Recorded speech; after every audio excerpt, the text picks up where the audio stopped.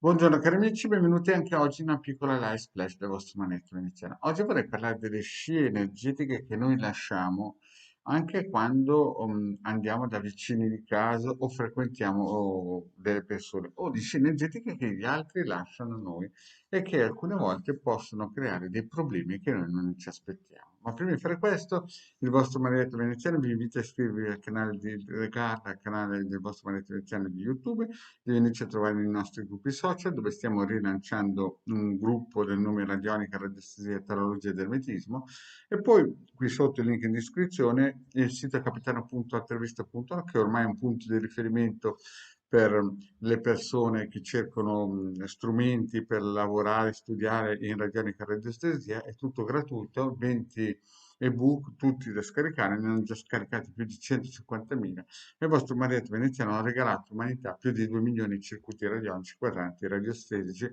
con tante di istruzioni. In più abbiamo in questo sito una sezione shop per chi vuole acquistare dei prodotti, tipo questo muletto talismano di 150 euro, più spese di spedizione. Bene, andiamo avanti. Parliamo un po' di queste situazioni un pochettino che anche il vostro Marietto sente quando, ad esempio, entra negli androni dei palazzi o fa le scale di alcuni palazzi. Sento che magari ci sono delle presenze importanti di geni che sono piazzati lì magari anche da anni, che sono terribili. Aspetta il momento giusto per poter attaccare. Molto spesso molti di questi inquilini sono ignari di queste problematiche, proprio perché loro non hanno mai avuto a che fare con queste cose. Però il problema cos'è?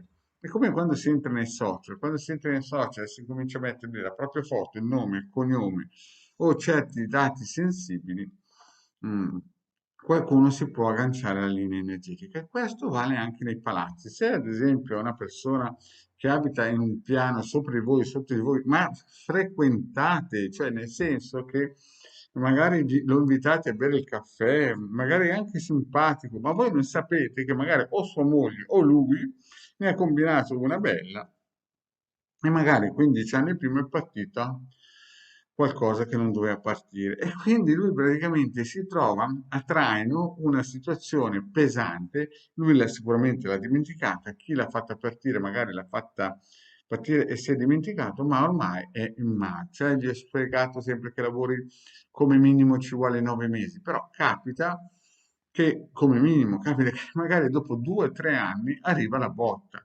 Però se voi frequentate questa persona, che magari voi siete ignari, no?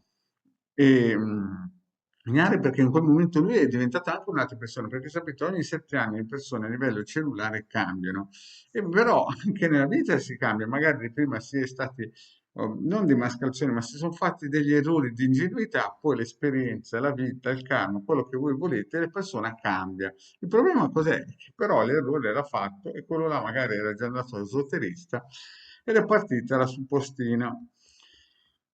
E quindi si entra in alcuni palazzi, e io adesso faccio dei casi, o in alcune case, e si sentono delle energie, oppure ci sono degli inquilini a fianco che vedono, ad esempio, dei apposti, no? Tipo, non so io, chiodi, robe insomma che fanno capire che c'è dietro un lavoro magico, e questi qui magari ne sono all'oscuro, proprio perché è il vicino di casa che si porta dietro. E quando è stato lanciato l'opera di alta, non di alta magia, ma di bassa magia, chiaramente si è cercato di prendere la scena energetica.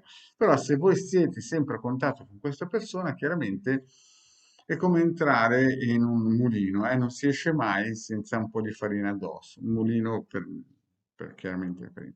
E quindi di conseguenza ci sono delle persone che senza neanche saperlo si portano in casa dei problemi che non sono neanche suoi, perché magari questo tizio vi è simpatico, lo vedete, lo invitate spesso a bere un caffè, magari giocate a fare una briscolina, e intanto i suoi problemi diventano anche i vostri per il semplice fatto che vi attaccate a queste scie energetiche. È chiaro che bisogna seguire il Maretto Veneziano per riuscire a capire di trovare delle soluzioni, oppure attivare tutti i circuiti gratuiti, o a fare delle pulizie radioniche, o attivare sigilli, comprare sigilli. Insomma, bisogna, quando ci si accorge che magari in casa sta per apparire o spariscono delle chiavi che non sono mai sparite, poi ricompaiono, senti camminare qualcuno, qualcuno che scende dal letto, sale sul letto e non c'è nessuno.